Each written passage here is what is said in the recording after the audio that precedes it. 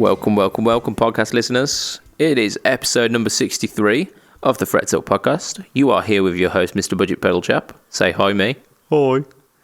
You are here with Matt Quine. Say hi, Matt. Hi, Matt. Whee! And you're here joined with Mr. Ethan Tracy as well. Yo. Goody. Yes, completely. I think as a warning to our listeners, I'm getting the vibe that most of us on this cast, if not 100% of the cast members today, are beyond knackered. So it will probably degenerate into like fart noises and dick jokes. What about some Inappropriate joke. Fucking hell, mate. We cut them.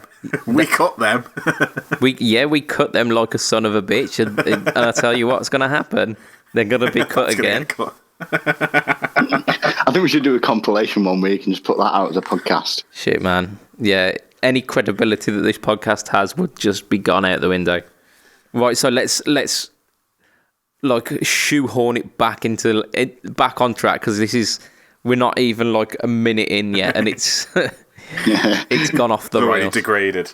That's it. How are we this week? What we've been up to, Matt? Do you want to start us off? Yeah. Okay. So I've broke my Hughes and Kettner. Oh, yeah, yeah. I remember seeing some of this actually. So what's going on with that?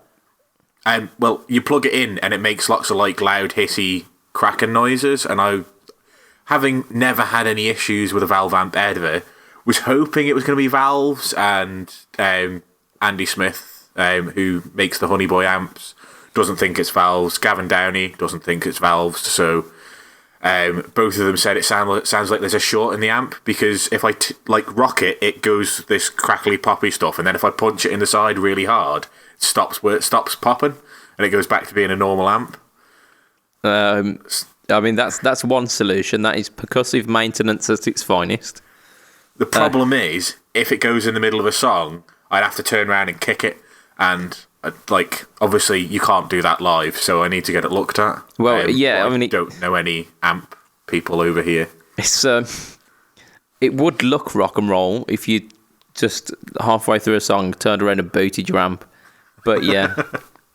I think... Yeah, it's not a long-term solution. Yeah. And, like, potential fire hazards as well is not great, is it? Yeah, I mean, it's all around it just needs looking at, so I need to work out if there is anybody on the Isle of Man that can fix amps, and as far as I'm aware, the shop claim they can do it, but don't do a particularly good job. I'm not speaking from experience, I'm speaking from hearsay, so I might well be wrong, but I think that's probably going to end up being my only option. But they do offer a service where if they can't fix it, they will ship it to a company in the UK that they've got ties to, and they'll get a cheaper deal on shipping a 45 kilo amp than I would through sending it through the post office. I mean, that sounds like a legitimate thing. I know a guy who could probably fix it. Like my local amp guy is pretty fucking sound, but again, that it might be a little costly in terms of shipping it all the way to the West Midlands. So, yeah. Or ship it to Blackpool and I'll get it sorted for you by one of my dudes. That's it. He knows a guy who knows a guy. Yeah, those, which ironically is in the West Midlands. Yeah, Sound. like I said, the issues there is getting the amp to the UK. So I need to work out whether it is worth taking it to the store or worth taking it to the store and saying, I don't think you can fix it. Don't even bother looking at it. Send it away to your company that you've got ties to, that you obviously have like business to. But yeah, so that happened. I noticed that this week. Really quite annoyed because I quite fancied using it this weekend, but I can't. I quite wanted to go stereo again. We're playing a larger venue. It seems like everything in the fates is against you going stereo. Yeah, if it's not the other guitarist in the band's amp blowing up, it's mine. So yeah, it's just not meant to be, man. It's just not meant to be. we'll get back there. It might take some time. It might be this time next year, but I'll get back to playing a stereo rig. It's like those old Guinness adverts, isn't it? The good things come to those who wait. Yeah. The other thing I've done is I've got a couple of gigs coming up this week, next weekend, and the weekend after. The very last gig is at, I think we discussed it on a cast where I said I played in a venue where people were like so close to you, they were standing on your pedal board and they were knocking over our PA tops and stuff. And the venue is closing down and they've asked us to play the final night. Nice. And I don't particularly want to take any expensive stuff because I'm worried about people walking over my pedal board and stuff. Yeah, so especially on the last night as well. They're going to be like, wow, fuck it, there's no recourse here, is there? So I'm thinking I might gig with an Affinity Strat and a Boss ME80, and then... You gig with your Hughes and Kettner? It's already fucked. The amp I don't need to worry about because the amp is so far behind me that they've got to go through me to get to it, and I'm quite a wide set bloke and can stop people going through me. So I'm not worried about the amp, so I'll just use the AC15 that actually works. But yeah, I'll probably use the ME80 and I'll probably use the either an Affinity Strat or maybe, just trying to think, or maybe even my HH Strat, my Pink Sparkle. Yeah, I was thinking that. I was thinking the Sparkle Caster. Or yeah, that means I don't have to restring a guitar as well. Yeah, the vintage, because that's vintage. That's like relatively inexpensive, isn't it? It is, but I like the vintage. I play the vintage quite often. Nice. So yeah, I think I'd probably use either the Sparkle HH or maybe even my Epiphone Explorer that I haven't used in a while. Oh shit, man! Yeah, I forgot you even had that. That's because I haven't used it this calendar year. Shit. I think it's one of those things where if you don't use it within an actual full calendar year, you got to get rid. Yeah, well, I last used it in December of last year, so we're not quite at that point yet. And I think if I use, actually that's the point. If I use this October, that gives me another 12 months, doesn't it? It does, yeah. You get another 12 months on your contract there, so that's pretty sound. I'm trying to think if there are any guitars that I've got in my collection which haven't been touched for 12 months, and there are some that are getting close. But I think we're all good. I think we're all good. Oh, I've got 3. Yeah, I've definitely got 2 Affinity Strats. I've got at least 2 acoustics. You've got a Telecaster that's in fucking bits, mate, as well. Yeah, but that was not in bits at the start of the year. Ah, right, yeah, cool. What if it's in bits?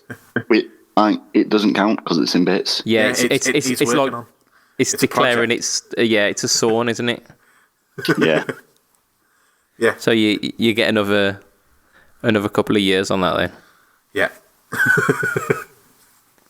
So, yeah, I'm glad we've worked out the kinks of guitar ownership there. Yeah, so but yeah, I just need to work out whether I can use the ME80 because there's multiple times where I have multiple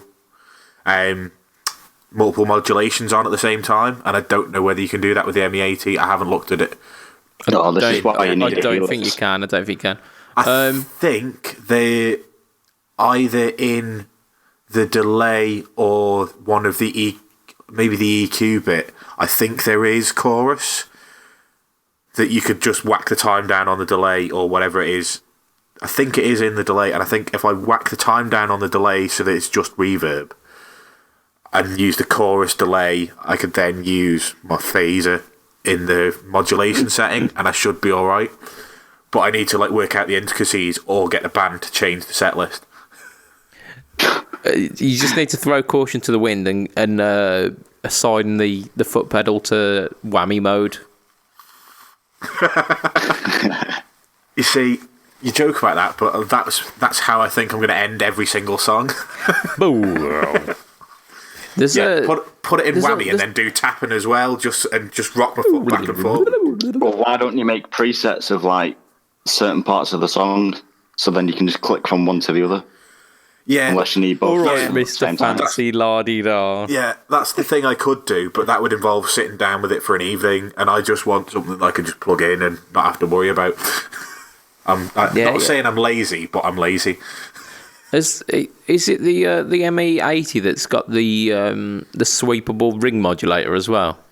Yeah, I think it does. Yeah, It's got a load of 'Cause- sweepable stuff. You can assign it. You can even assign it to the gain on one of your drives, so that you can change the gain mid-song. And like, it's what everyone wants, isn't it? Like a sweepable gain control. Fucking hell! Yeah. Like, boss, what were you thinking?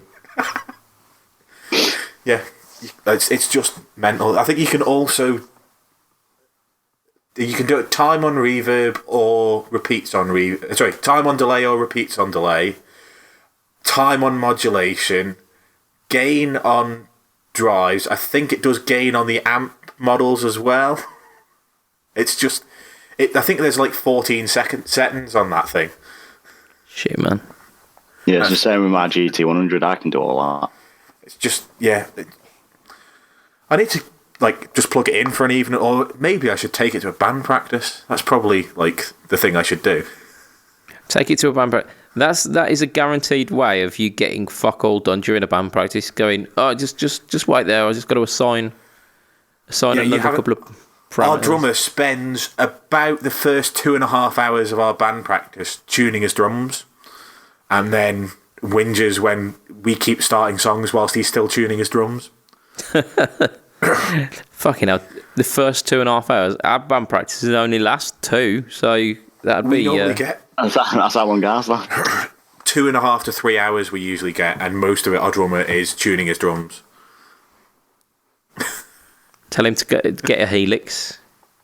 The drummer should get a Helix. Get a Yeah. helix, mate. Is there drum settings in the Helix? Sure, probably. Why not?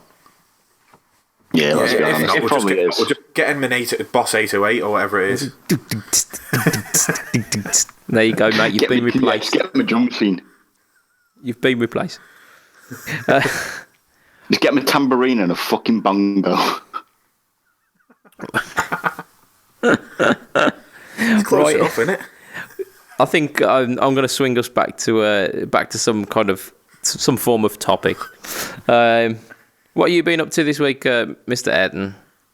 What's been going on in your guitaring world? Oh, guitaring world. Nearly about 3 weeks ago now, we did the first gig in about a year and a half in Bradford. You did, didn't you? Yeah. I mean, yeah. you shared. Was it on Instagram that you were sharing the shots of that? Facebook. Facebook. Facebook and Instagram, yeah. That was a pretty cool gig. Lot of decent people there. Mainly all female fronted, like metal bands. So half of them we knew anyway, which was cool. Yeah. But we've just been doing band practice ready for the next, I think, 6 or 7 gigs that we've got coming up. It's like a mini tour with another quite big British goth band called Synagogue. So I think we've got about 5 dates with them, which should be good. I think the first one's in Burnley next Friday. Yeah. And how you getting on with the slanty fret Ibanez shred machine? Oh, absolutely fucking love it. Hasn't missed a beat yet. It's a powerhouse. Absolute fucking powerhouse. Yeah. Although I am kind of wanting like an RD type of guitar, and I have been talking to a certain company that a few people might have recommended. Interesting. I'm really curious about the Fishman pickups in your. I don't even know what it's called. Your guitar. It's an RG. RGD IMFX, something like that. There you I'm go. sure there's a That's six the one. somewhere So in there. essentially, like slanty fret RGD. So like Yeah. kind of, is it carved top or is it? Not massively, no. Around the edging, Slightly is, but contoured, that's yeah. it. Yeah. Yeah. So, what kind of options do you get on those fluency pickups then? Because So, go ahead and explain to us how they work. basically, they're active pickups. Yeah. No shit. But with the option on what my guitar is the volume part. If you pull that, it gives you more of a passive mid-range. Okay. So instead of it being all in your face all the time, you can pop that out, and it's more of a passive. If you pop it back in, it's more of an active range. There's quite a few videos online talking about it all properly and stuff. But it's just got, to me, it's more clarity there in the whole range of the strings compared to some active pickups. Yeah. The MG, which I used to praise to holy hell. They just seem a bit, I don't know, it's like a bit muddier compared to these. These are more refined. You can hear everything, even with your chords and shit.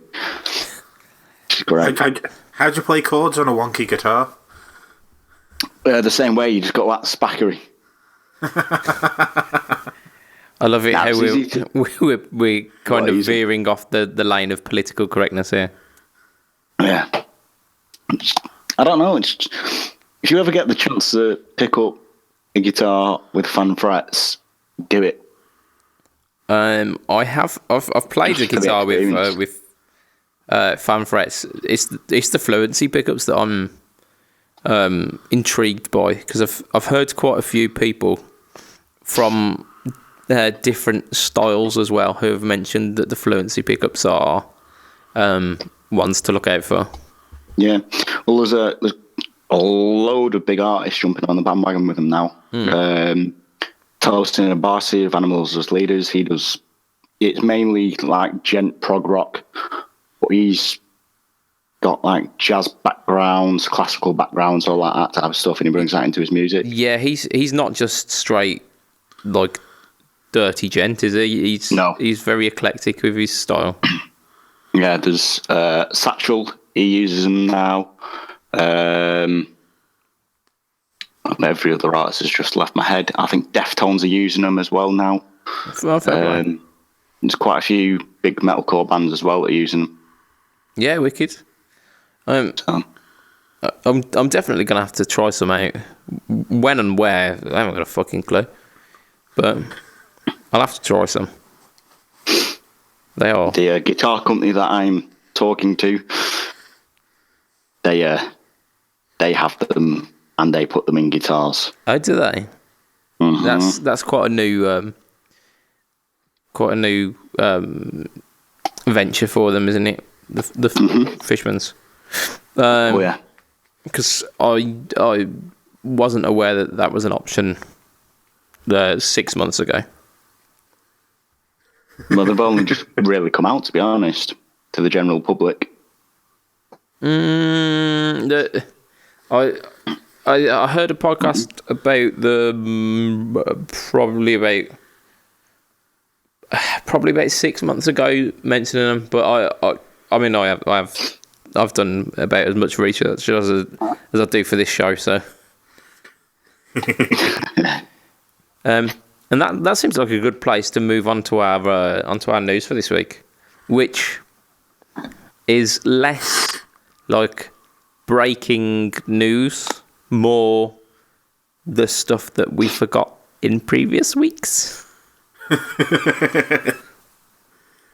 We'll start with something new at least anyway. So, Gibson have another company called Epiphone. Epiphone. And this week they were mentioning a signature guitar. So Epiphone are doing a signature guitar. Once again. Once again. So /signature Epiphone Les Paul. No, not a Les Paul. Oh, it must be a Mockingbird then, yeah? So /signature Epiphone BC Rich Mockingbird. No, that doesn't make any sense. Let's try this one more time. /signature Firebird? Yeah, fucking what? You fucking what, mate?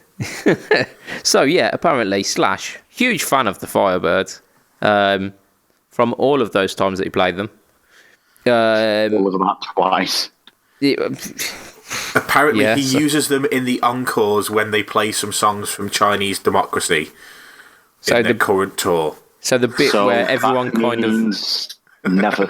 yeah, I mean, everyone's then getting in their cars by that point because they think, well, we're not played sticking all around the for this shit. They've already played Sweet Child of Mine and they've played like Paradise City and Yeah, I shit see like ya.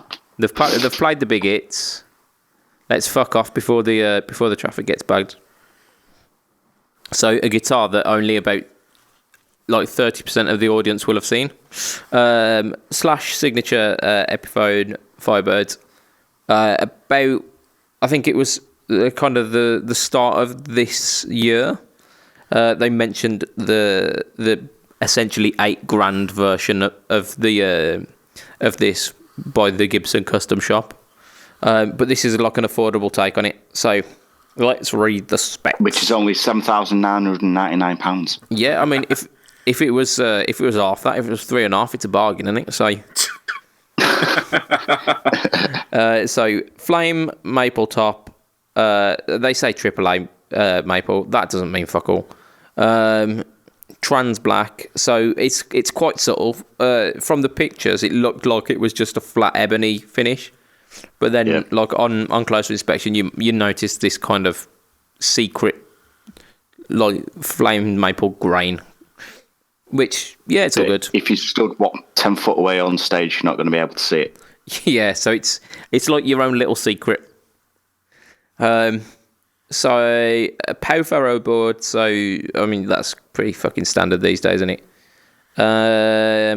It comes wired with orange drop caps as well, that's pretty good. That's actually a legitimate upgrade to a lot of the Epiphone stuff. They're doing 100 of them hand signed, and they come obviously as a standard with Slash Seymour Duncan humbuckers. I think they're Alnico 2. They are Alnico 2 Pros, I think. Yeah. So, what we thinking? I think it's good because it comes with a certificate of authenticity, a poster, and the big one, a bumper sticker. Of course, yeah. You get any free shit with a guitar, that's good. Yeah. So there is some free shit actually. I did forget to mention. It comes with a leather strap and a case. So Fucking hell. I know. Ooh, pushing the boat out there. Push the board. I imagine it's going to be coming in at about $1,000. There's no price on it at the moment, but There is a price. Andertons have got it listed now with a price £769. oh, that's Fucking not. hell. It's not bad, is it? That I mean, not it's bad. got Epiphone on the headstock. I know we're saying it's not bad because we expected it to be extortionate, but at the same time, that's more expensive than 2 of the range of standard Les Pauls in the... Sorry, not Les Paul standards. 2 of the ranges of the Les Paul range for 2019 are below that. It's quite expensive for an Epiphone. it is expensive for an Epiphone, but it's the kind of the higher tier Epiphone to start off with, which they kind of start at about £500. It's loaded with the orange drop caps and the Slash signature buckers, which again, Yeah. and Okay. and it comes with like a case which is, I assume it's molded to the shape of the Firebird, which again, like that's legit stuff. And you've got the Slasher Snake Pit logo on the white scratch plate as well. Oh yeah, fuck that right up. But Scrap plate straight off. I must stress that that's the unsigned version that is under £1,000. The signed version will probably add like 3 noughts to the end of that. so it'll be a bit naughty. Oh dear. I gave you the warning at the start of this podcast. If you are tutting at that, then on your head be it. So, I mean, I don't think that's too bad. I don't think it's too bad. However, I quite like the colour. I like this like trans black or whatever they're calling it. The like semi see-through black. yeah, But other than that, it's subtle enough, isn't it? It's subtle enough. I don't hate it. Yeah, I mean, like the little quip that I made at the start of the segment for this, Slash and a Firebird. Yeah. don't go together. Yeah. Well, It's like Angus Young and the 335. yeah. It's if they brought out an Angus Young signature 335, I'd probably be more accepting of it, to be honest. Well, because he's played Yeah. it twice, what, with the Rolling Stones. But yeah, why not, eh? Yeah, like- it's more time. It's more time since Slash has used the Firebird. Well, yeah. But it had me begging the question, like, who is more ridiculous for like their signature guitars, Slash or Joe Bonamassa now? Because like Joe Bonamassa has got he's got a signature everything, hasn't he? I'm sure he's got like signature Telecasters and signature fucking. He's probably got a whatever. signature banjo, hasn't he? Yeah.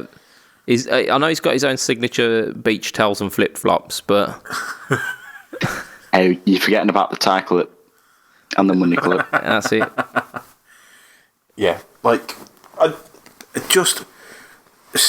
know Slash is now their like Brand ambassador, that's it. brand ambassador. That was it. I was going to call it Like the something else. flagship guy. Yeah, but like that doesn't mean he needs one of every guitar.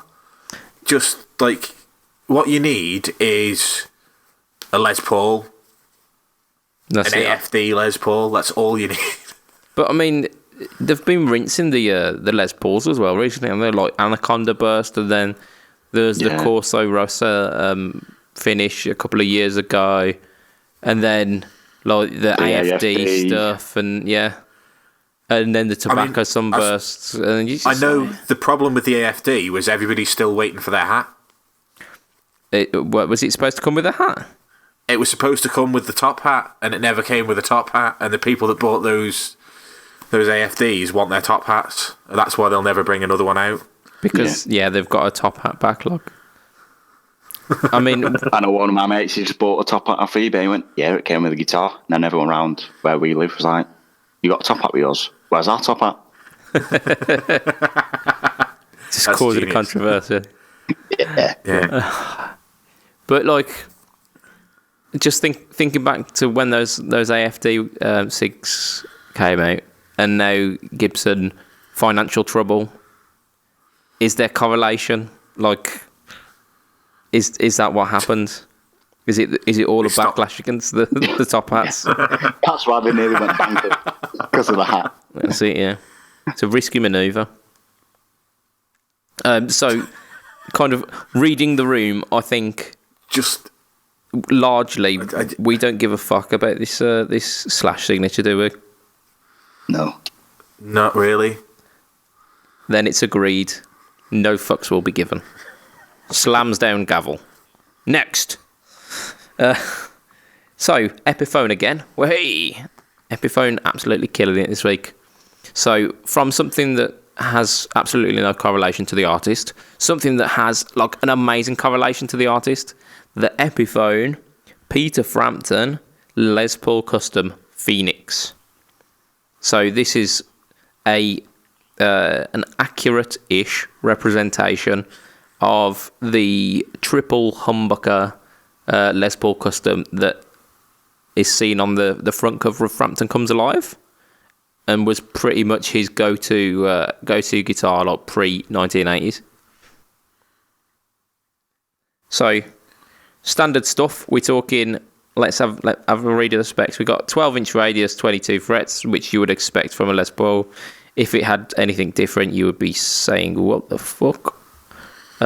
Weight relief on an Epi. I don't think I've ever really come across weight relief on an Epi, but All the pros are weight relieved. oh, are they? So there you go.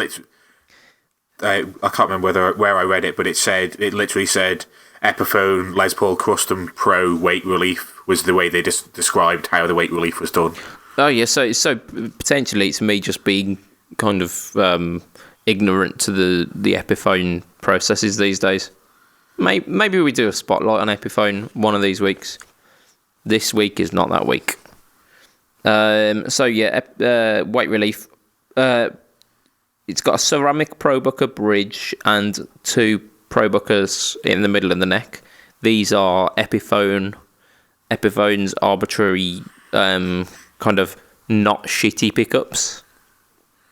Yeah, they're the pickups in my Epiphone Explorer. Yeah, and from what you said, they sound pretty good. Yeah, I wouldn't think of changing them out. They're good enough to my ear anyway. Cool. Yeah. The tone lock bridge system, which don't know what that means. I mean, it just looks like a normal bridge to me. Yeah, I assume it's got some kind of one of them that you can lock so when you're changing the strings, it doesn't fall off and make you cry. Yeah, I would assume so. I'd assume it's got some kind of like grub screw system where it locks it down, but I don't know. Yeah, if you're that interested in that, you can do the research. We're not going to. So there are 2 different versions. There's the premium version and the standard version. Standard is the guitar only, comes in at $899. Premium comes with so there are 200 of those made, 900 of the standards. So it comes with a hard case and a certificate, much like the Slash, $11.99. But yeah, so my gripe behind this piece of kit was not that it was kind of the opposite of the Frampton, the Slash one, where I've never seen Slash play a Firebird. Peter Frampton and the triple pickup Les Paul Custom, that's iconic. Number one, why they're not giving him a Gibson Sig for this rather than Epiphone. He's been playing it for years. Come on, give the guy a break. But yeah, Frampton comes alive like late 70s, I think. The last time I heard anything kind of Frampton related was probably like the 90s,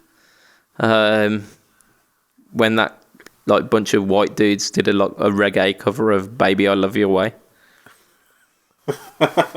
No, I mean I got on a massive Frampton kick, perhaps like 6 months ago, and I bought Frampton Comes Alive. It's a wicked album.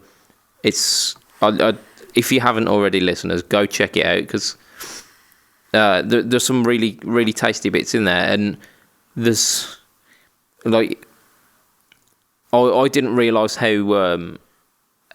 good Frampton was as a guitarist, because he kind of falls under the radar of being the guy who wrote that one kind of love song, or the guy who uses a talk box. But yeah, like wicked album, some great songs, but it was like the 70s. So, is it relevant? Is this? I mean, unless he's released something fairly recently. No, I don't remember Peter Frampton. Like, I've not even seen like a greatest hits recently of his. Like, it's who was the one? The fella, was he Whitesnake? The fella from like six or 7 weeks ago that they released the signature. We were like, why? Oh yeah, Vivian Campbell. He's that's the one. Yeah, he's a bit of a gun for hire. Vivian Campbell is, but yeah, Whitesnake. I actually saw him play with Def Leppard probably about a decade ago.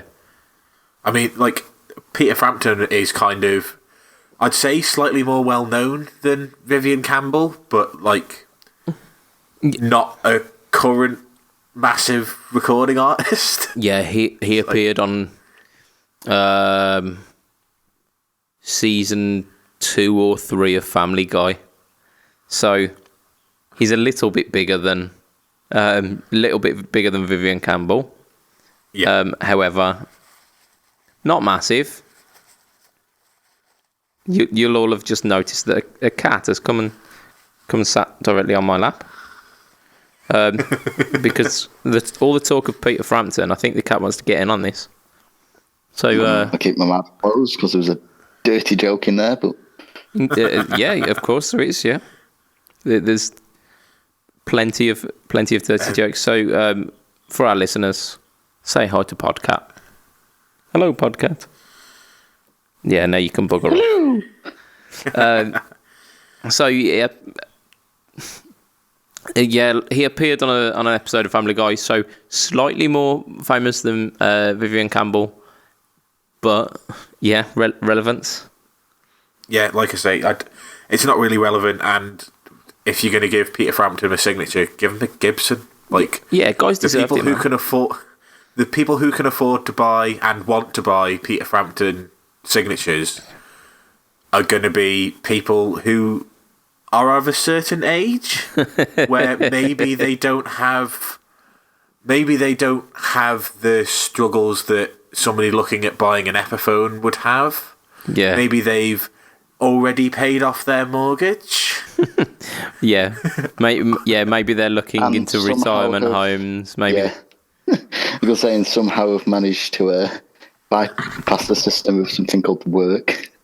That's it. Yeah. Yeah, maybe that's in the rear view mirror. Yeah, I don't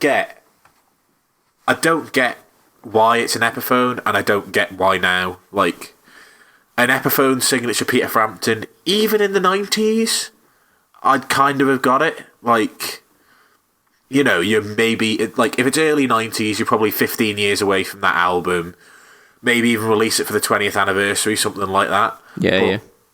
It's, unless I'm incorrect, maybe it was 78. If it was 78, and this was in line with, like, him doing a big 40th anniversary, then maybe I'd get it. But yeah, I think, like, in you saying, like, why an Epiphone, in terms of why is this one an Epiphone but not the Vivian Campbell?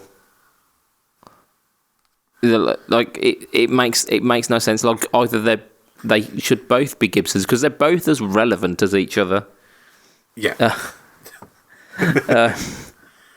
I don't know.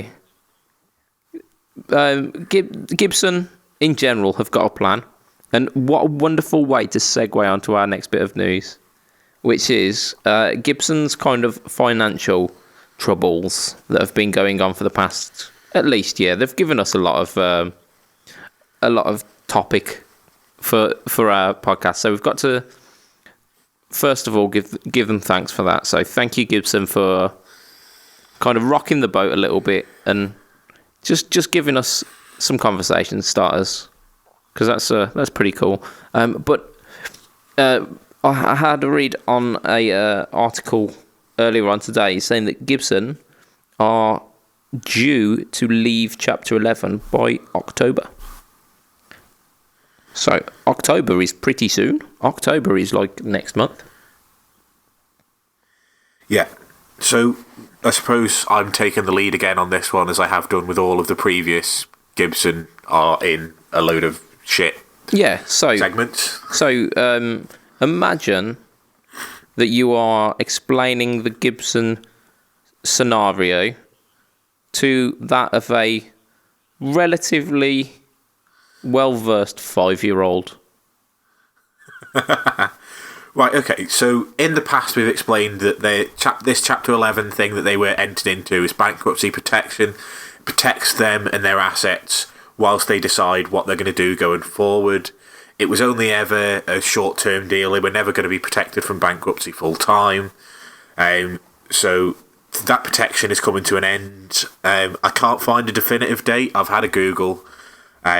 There's no definitive date of when they're coming out, but it just says October in a lot of places. So I assume, going by that, it's either going to be the 1st or the 31st of October. It'll either be the start or the end of the month. And they'll have to then put forward their plan of getting out of the debt that they're in. From reading the article, it sounds like their plan has been okayed, and that's why they're getting out of Chapter 11. Yeah. So. Yeah. Carry on. I think our sources were like Wall Street Journal, so that seems legit. Yeah.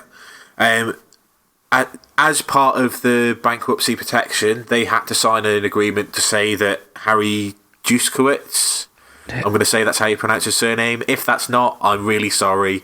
I'm not very good at pronouncing them difficult foreign names. Yeah. I believe it's pronounced Houdini. Well, yeah. So Harry, sorry, it's not even Harry, is it? It's Henry, isn't Henry it? Juskowitz, yeah. Okay, let's just call him Gibson CEO. So the Gibson CEO had to stand down. Yep. So as far as I'm aware, from the 6th of September, so this is a couple of weeks ago now, he has had to step down from that role, and he's been replaced by a guy called Brian Fox, who's going to be running the company day to day, and he is of Alvarez and Marshall, who are a company I've never heard of. Well, I mean, there's one thing that could be said about Mr. Fox, which is it's a lot easier to spell than Juskowitz. So, Yeah. I mean, The question is, what does the fox say? shit, man. That is like I can tell you what the part, Fox mate. says. Go on, The Matt. Fox says that basically Gibson are going to have new owners, and it's led by funds that are managed by KKR and Co. So they're not going to be owned by KKR and Co. They're going to be owned by some funds that are managed by KKR and Co. Which to me sounds a little bit like dodgy. As in, you've got a load of hidden investors who are going to be the owners of Gibson, basically, because people who have policies with KKR and Co. who've got lots of money will have the policies that they're invested in funds that invest in Gibson. So it basically it's a good way of hiding the ownership of Gibson, or another way to look at it is it's just a way to not have one single owner controlling it. KKR, obviously, as they manage the funds, will have a big say in how Gibson are managed going forward. Because they've got the financial clout, they technically own it, although they'll have underlying policy owners, I would have thought. They, at the end of the day, are the legal owners of the shares in Gibson, basically. Cool. Let's just hope that KKR and Co. are not the kind of people who go, the Les Paul standard needs to be fucking standard. It doesn't need to have this shitty dip switches in it. Yeah, I mean, I don't think they're going to care in the slight or get involved in that in the slightest. They're just looking at a wide company base. I'm sure, like, I haven't read fully into it.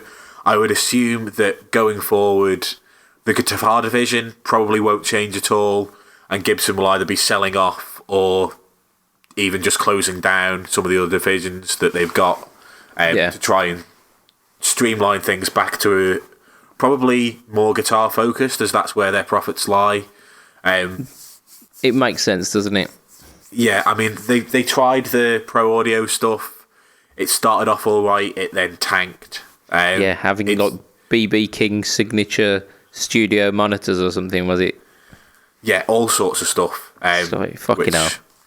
Yeah, it was a nice idea if they'd have done it right and bought the right companies, they might have done all right, but they were entering into a market that clearly they didn't understand.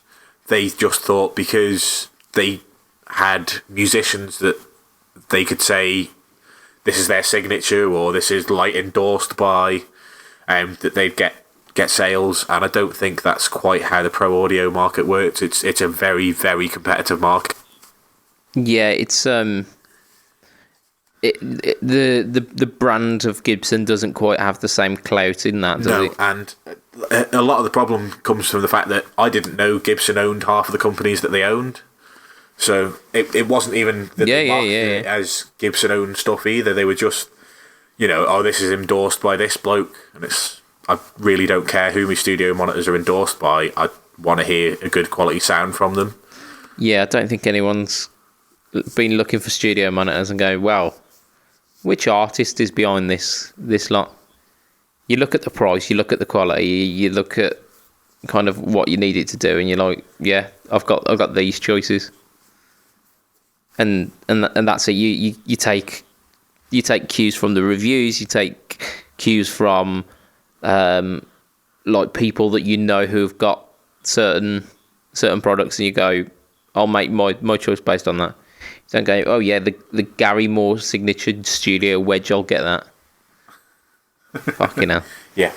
But yeah, like there's no real announcement as to exactly what Gibson's plans are going forward. It's just more of the fact that they're coming out of this bankruptcy protection, which means they have a plan in place. Yeah. We'll probably find out as they do things like sell some of the companies or close some of the divisions down.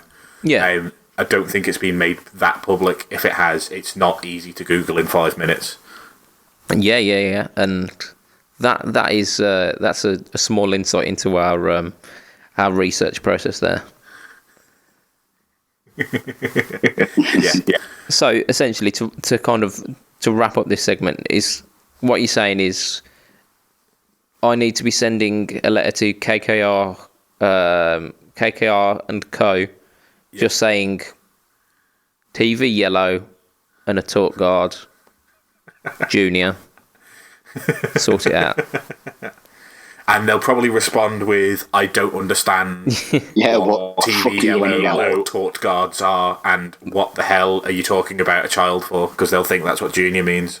Yeah, well, I'll send them a picture. I'll get what? Of a child with a guitar. That's it, a child, a guitar, and a tortoise. They'll get it. They'll get it from that. They're smart people. Yeah. They manage funds. Yeah. Now, the one thing I probably should mention is, like, KKR probably means nothing to any of us. They're a massive company in the US. They've got their assets under management, so basically the amount of like stuff that they own totals 153 billion. So they're a well-off investment company. They're not like a small. It's not like your local investment brokers. Yes, 150 billion. You said. 153 billion was last year's reported assets under management. I mean, isn't that how much Joe Bonamassa gets from his merch? That's the markup on the Bonamassa ticket sales, that is, I believe. That's how much his new Les Paul is. Yeah, that's it. But I mean, for them, a company that size to take a risk, they're clearly confident in the way that Gibson are handling themselves at the moment. Yeah. I mean, like you've been saying pretty much since day one, the guitar branch of Gibson is profitable. Yeah. They still have got clout within the guitar circles. It's just the fact that they tried swinging their dick in the consumer electronics market, and they found out their dick ain't that big. Yeah, that's the problem. They were a big fish in a small pond, and then they jumped into the sea and realised that they're tiny compared to a tiger shark. That's it, yeah. And I think we should start a new hashtag, Make Gibson Great Again. I'm sure that'd go down well. The way I'll end this, by the way, is the guitars, nothing's going to change. 2020, you're going to have a pretty similar line to 2019, just like 2019 you had a pretty similar line to 2018. Ain't going to change. None of your bitching about these dip switches is going to make a blind fucking bit of difference. You might as well shut up. Well, yeah, I mean, if mind you, Gibson have been doing really great with like listening to customer feedback over the past couple of years, especially like since 2015. They rejigged the entire thing in 2016, didn't they? Yeah, well, I mean, like 2015, everybody kicked off. 2016, they split the line, so they had everything in high performance and traditional. And then last year and this year and next year, they've just got 1 or 2 high-performance guitars, and everything else they're claiming is more traditional again, like they were pre-2015. Their reaction to 2015 was really good, and nobody ever gave them any credit for it. They listened to what you said and undid it, and offered what they'd given you as extras. Yeah, definitely. I think we did rag on them a little bit at the time, but I commend them for it. I think they've not been doing terribly, and it's literally only the price thing which gets me with Gibson. The rest of it, I'm happy with. The 2018 classic Les Pauls with the P90s. Oh, yeah. Yes, please. Sign me up for a bit of that. Even with that silver screw. Yeah, I mean, I wasn't a P90 guy at the time, but I might be coming around to the idea of getting a guitar with P90s in it at some point. They're not bad. They are not bad. It's only, I think I've only got but weeks to wait before I get something with P90s arriving at my door. Nice. It's the fucking devil. Shit. P90. No. Nah. See, not done. I used to think that when you grow up, Ayrton, you'll realise that humbuckers aren't everything, and it's taken me some time to realise that. Humbuckers are life. I mean, humbuckers are life, but single coils and P90s can also be life. I see. Hey, single coils, yeah. Humbuckers, yeah. The mix between two P90s, nah, sack that shit off. There's only 2 genders. There's only 2 pickups. Single coils, humbuckers. That is something that we are not touching with a fucking barge pole, I can tell you that. Well, sorry lads, it's been nice knowing you. We are not touching that one with a fucking barge pole, because that's a topic which is divisive. Even more so than the fucking poker chips on the Lily Les Pauls. 2019 standard. Oh, God. Well, I'm going to get death threats through my Facebook inbox, so I'll let you know. Well, I mean, just let's put it in perspective. There are some people who are on this great earth who believe that the world is just a flat line. So I think it's some leaps. Well, there you go. There you go. Do you know what the really scary thing is? You know those things you get outside convenience stores where it's got headlines on it? Yes. It's from the local newspapers. Yeah, the one in the sea terminal, which is basically where the boat gets in for the Isle of Man, had "The Earth is flat" written on it for 3.5 weeks before anybody noticed. So somebody had ripped out the headline from the actual newspapers, replaced it with an A1 sheet of paper with "The Earth is flat" written on it, and nobody noticed. And that's what was greeting all the people off the boat. So that's what we look like, a backwards nation. Welcome to Manx. Bang. Yeah. That's it. Electricity discovered 4 weeks ago. Right. Yeah.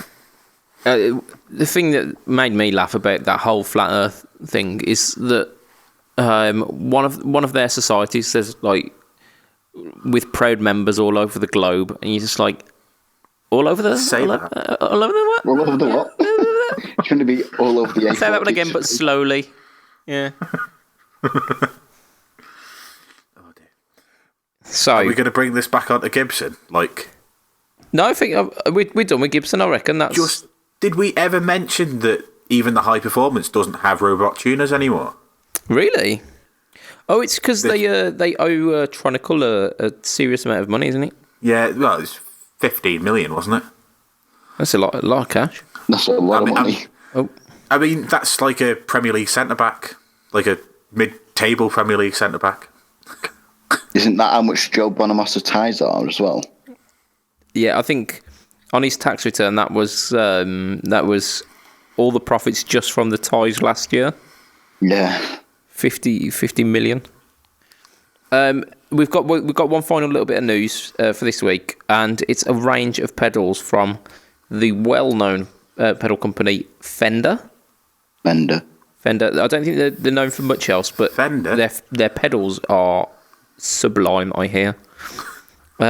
So Fender, I think the start of this year brought out a couple of pedals: the Pugilist, the Santa Ana Overdrive.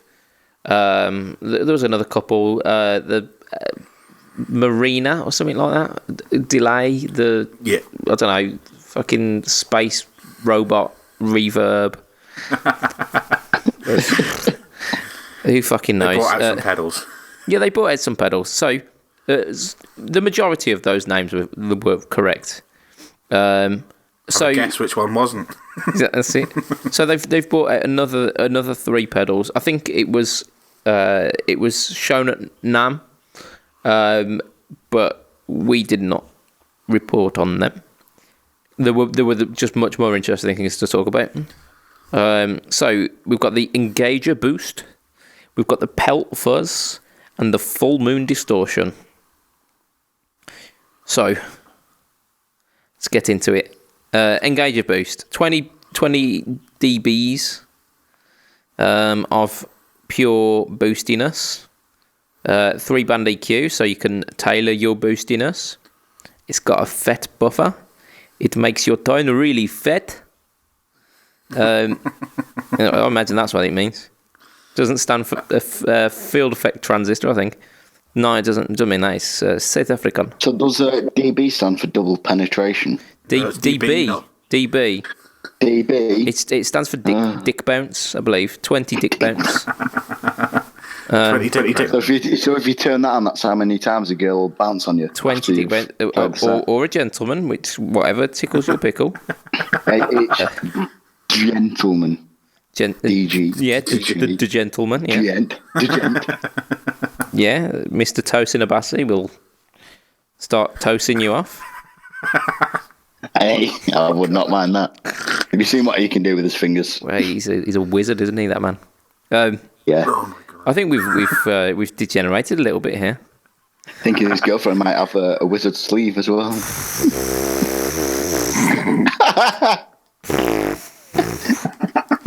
So, the Engager Boost is £87 worth of boost. Not bad.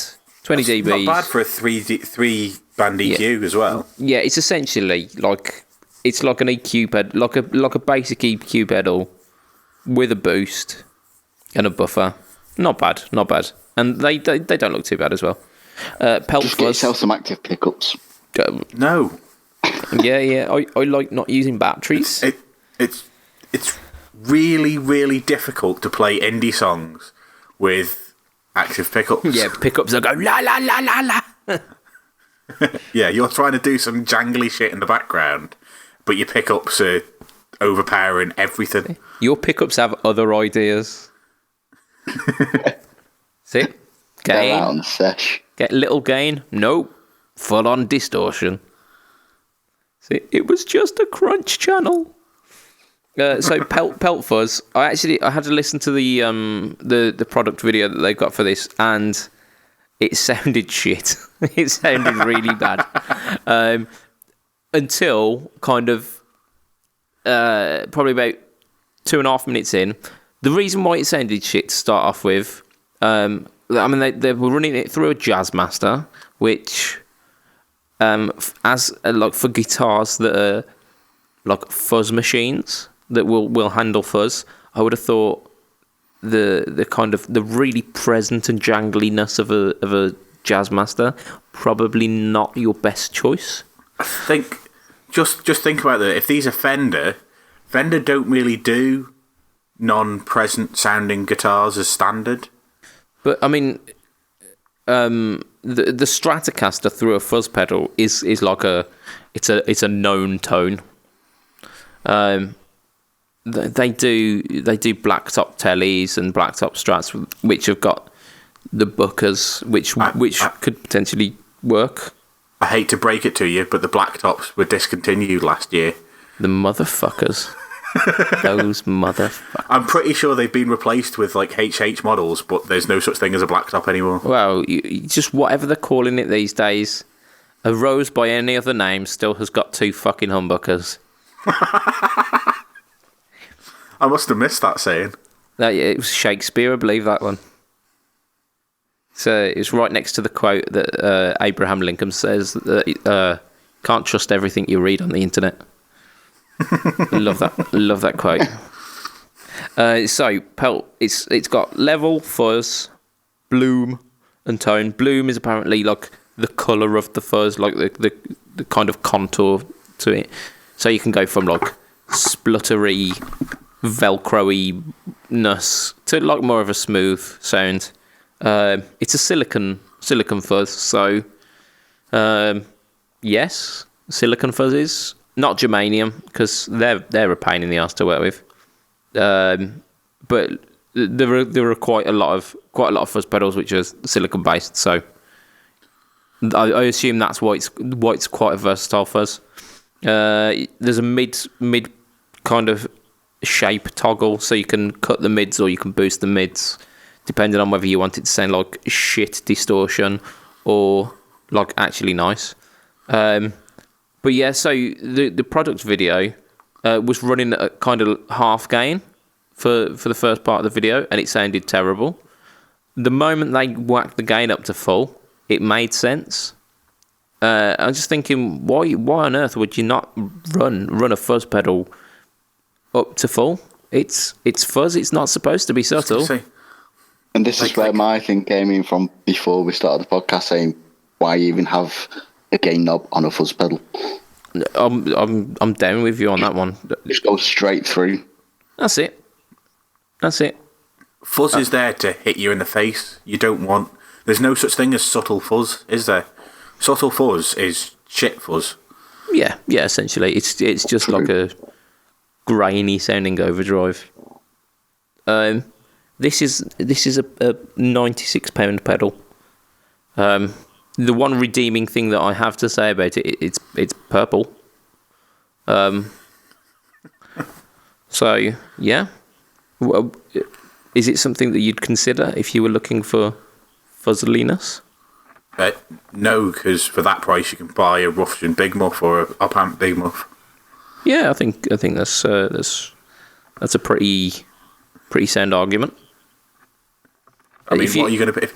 If you want fuzz, what are you going to pick? Are you going to pick a Big Muff, or are you going to pick a new Fender design? Like,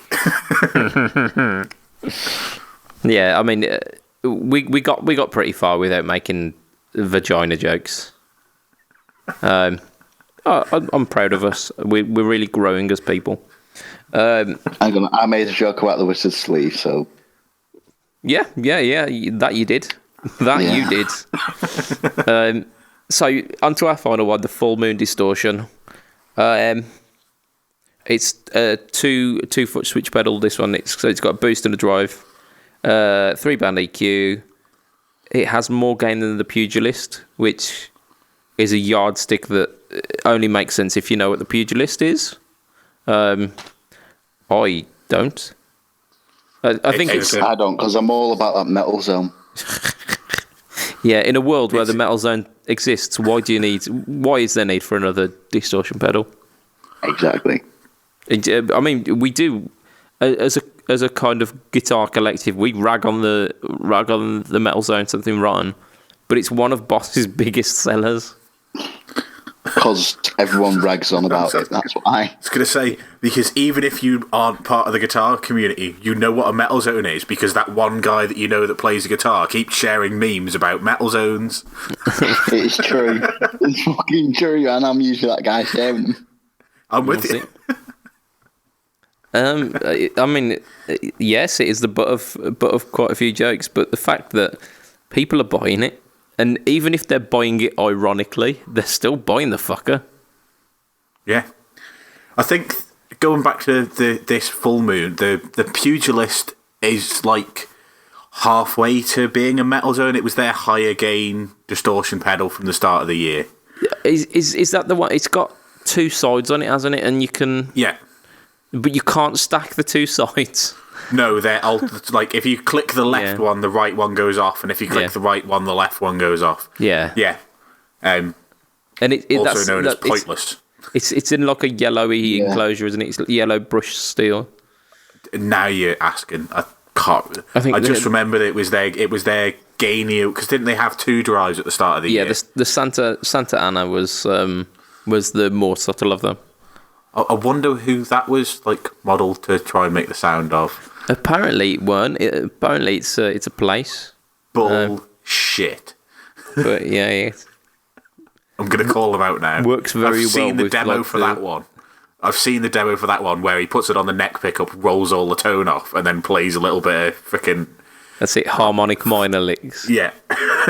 All right, Fender. As long as they're not playing it for a fucking jazz master, then it's fine. Think so. It's a Strat for that one? Full. I had to look. Full moon distortion. This is potentially the one out of this line that I give the least fucks about. I could be convinced to buy the pelt fuzz because it seemed like quite a versatile fuzz. Although I reckon you'd just put it on, find the one setting that you like and just use that. But it's got the potential of doing other things. The full moon. I was going to call it the pugilist then, and it's not. The full moon is completely it's just something that I really would never need. I don't think I ever use that much gain. So I don't think you're much of a gain man, are you, Matt? No, I mean the heaviest gain I've used live in the last 5 years is probably the OCD or the Marvel drive. And the Marvel drive I didn't use that often because it didn't like my amp. So yeah, the OCD is not a gain machine. It's a little bit more gainy than a hotcake if you set it to be a bit more gainy, but it's not high gain in any sense of the word. Yeah, I mean it's cooking Marshall amp, isn't it? So there's sustain, there's compression, but it's not gainy, is it? No, it's not like when I used to use the HT Dual. I had a HT Dual which I used and couldn't get on with because it was too gainy. Interesting. Yeah, they did lighter versions of that as well, didn't they? But yeah. How about you, Mr. Ayrton? Because you are definitely, out of all of us, you're the most metal, by far. I don't know what you're on about. I'm all country, aren't I? Country and folk. You are a right country. Nah. Yeah. I don't know because I haven't heard the pedal, but I mean, obviously, I'm into my big time metal. So I mean, out of everything, I'd rather just go to get a Horizon drive or something like that. Yeah. 'Cause they've got a built-in gate as well. They haven't they? Yeah, but I know I've got enough gain on tap, or I can just dial it right back, just be like a tube screamer, instead of having to get maybe the Fender pedal and a boost pedal just to tip it over that edge. This has got a boost pedal built in. It's got 2 foot switches. How good is the boost on top of that distortion? Did we check that you can stack them on this one? Yes, yeah. You can. All right. I'm thinking about the old one. Yeah, the other one you couldn't stack, could you? But well, maybe then, but then it all comes down to is it enough actual distortion for what I would use it for? Well, it says it's more than the pugilist. So, I mean that well-known yardstick. It's more than the pugilist. I think Fender are a little bit late coming to this party. Yeah. The pedal market is saturated to hell with things in every single price range, and if you ask anybody around, they're not going to say if you're a high gain player, do you want this that's heavier than a pugilist? They're probably going to look at you like you've got 7 heads. What are you on about? What are you on about? Is it heavier than a Metal Zone? Is it heavier than, whatever? I don't know high gain pedals because, Yeah. Heavier than a Tube Screamer, less than a Metal Zone. Like the Victory Kraken pedals and stuff like that. And yeah, those Victory preamps, they were coming in at 400 quid though, weren't they? Something like that. Whereas this is 135 quid. Different market. Yeah, completely. I think. What if you spend like maybe 56 quid more, you can get a Horizon. Yeah, there you go. So, generally speaking, lukewarm about that. Out of the three, so we've got the Engager, the Engager Boost, the Pelt Fuzz, or the Full Moon Distortion. Which would you buy, Matt? The Engager is the only one that remotely interests me. I don't use Fuzz live, with the exception of like 2 songs, and I've got my balls out Fuzz for that. Damn right you have. But I've had to drop that off the board to get the OCD on. I'm looking at rearranging the board because I've got a whole tier at the top that's unused at the moment. So it'll probably get back on, but I don't need Fuzz, so that one doesn't interest me. The highest gain song I play, I can't even think. Probably Rocks by Primal Scream. Nice, yeah. It's not particularly gaining. It's like I was going to say, it's turned up Crunchy Marshall. Just trying to think of anything else with that's an OCD gain. there, isn't it? Yeah, basically, yeah. So don't need metal distortion at all. Yeah. So you basically you get the Engager, but out by default, don't you? Rather than by choice. To be fair, a boost with 3-band EQ, it sounds legit, doesn't it? could be useful. I'd have to listen to it. I keep thinking about buying. Every time I buy a boost pedal, I stick it in the signal chain, leave it on, and because it makes everything sound better. So, I bought my 1 per decibel as a boost pedal. Yeah. And it just became a buffer because it made everything sound better. And then I bought my GE7, which I used as a boost pedal, but I just EQ'd everything so that it sounded better and left that on for a while until it broke. Yes, I can break Boss pedals. That's my claim to fame. Nice, yeah. But have you ever broke a Henry Hoover? No, I haven't. I have. 2 in 1 day. Shit, man. You should not be sticking your dick in Henry Hoover. Hey, it was there. It's been a while. He was smiling at you. I was getting a line of coke. Yeah, every time I buy boost pedals, I just leave them on. So, I'd be worried that that's what I'd do again. Yeah. But at the same time, I need a boost that I can stack with the OCD. Because, like I say, because of the way I've set the OCD, the Tube Screamer just adds too many mid frequencies and just makes everything a little bit mushy. Yeah. So I need a cleaner boost because obviously I just use the Tube Screamer as a boost for the hotcake. Yeah. So maybe this is something that I can look at, but I mean, I'll probably buy a Spark Mini. Standard. Ayrton, out of the 3, what would you buy? Engager, I'd Full Moon? probably buy the Engager. Sweet. So that's 2 for the Engager. Yeah. I'd probably go for the Engager. I'd kind of half on the fence with the Pelt, but to be honest, a 20 dB boost with a 3-band EQ, and it makes your tone really fat. Yeah. What? yeah, that's fine. I'm fine with that. Right, I think that's where we're going to end it for today because. No, it's not. Oh shit! Yes, we've got one final thing, and Matt is going to mention it. Matt's going to mention it. Yeah, just a quick one to add at the end because Adam found this. I don't even know, where did you find this? Were you just flicking through the internet? Fucked if I know, mate. Fucked if I know. So. Not 100% sure on the pronunciation of the company, but we're going to go for Airis. So it's AIRIS. So I'm going to go Airis Effects. And for October being Breast Cancer Awareness Month, they're releasing a pink mid-boost pedal called the Fuck Cancer Boost. It's available through their website for $80.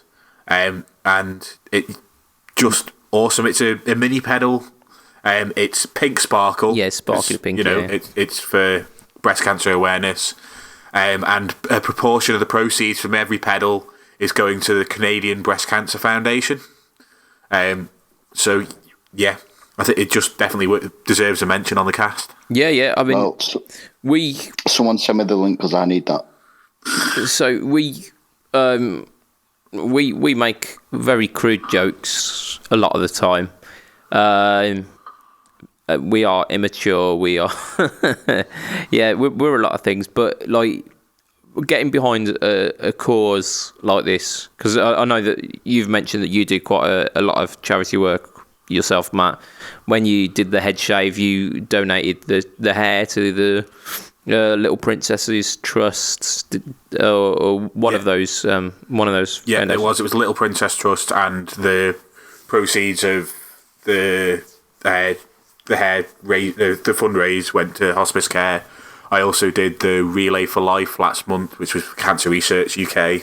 Yeah, and I think anyone who's seen me in person will see that I've got what can only be described as an obnoxious amount of wristbands with all of the charities that I support. We may be assholes, but we're nice assholes. And I thought it was time. Yeah, that's it. I thought it was well worth mentioning this cause, because it's not a lot of the time in the guitar community where you see something that's so selfless, and it's a really cool thing, and it's a really cool looking pedal as well. And it is quite close to some people within this podcast right now as well.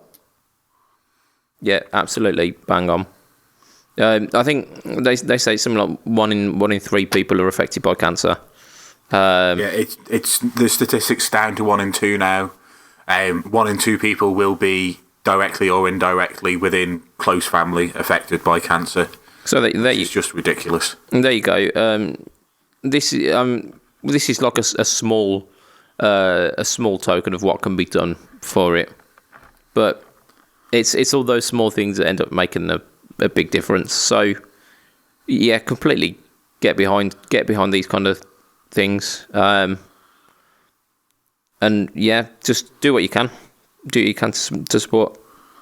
And on that little kind of fuzzy feeling, heartwarming end, I reckon that's where we're gonna end it for today.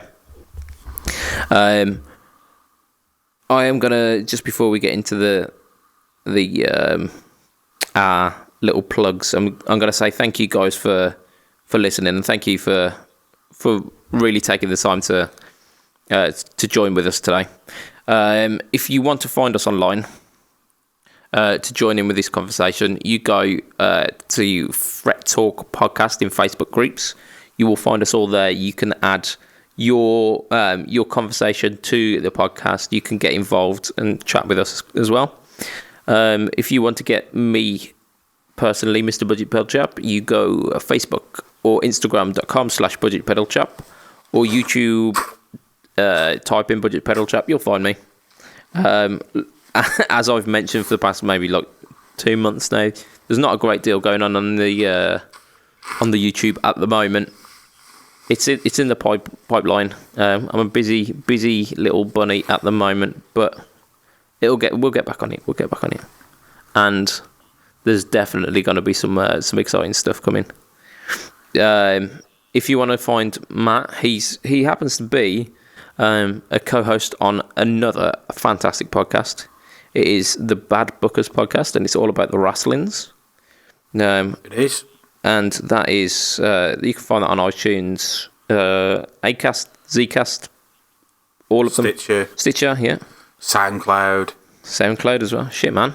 We're missing that train. All over the place. We are completely missing that train. We need to get on SoundCloud. It's a bit more costly. Oh, is it? It's like 8. Yeah. We're only on there because we've had specific requests to get on SoundCloud, but it's like £9 every 3 months unless you only want to have 1 episode on at a time. Shit, man. Yeah. Fuck that noise. We do this podcast for free, but it also means that there are no funds to fund any of this stuff. Perhaps we'll do like a recruitment drive, or like a Patreon or something, where A GoFundMe, that's the one, isn't it, where people pay into the podcast? I don't know. Maybe. Tell us if you think that's a good idea.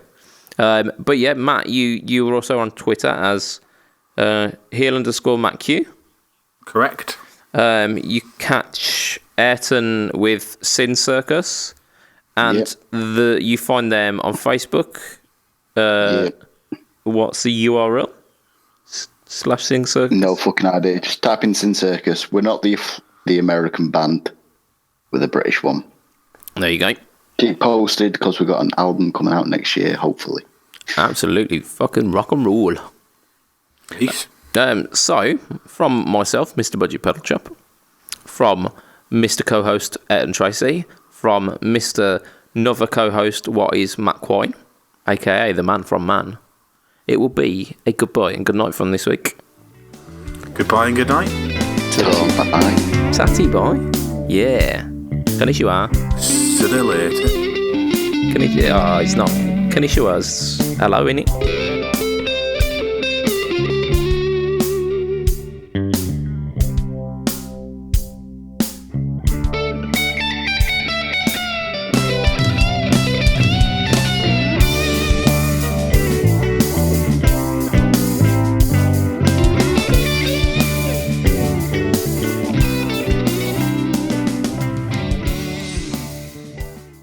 Matt, you're looking skinny.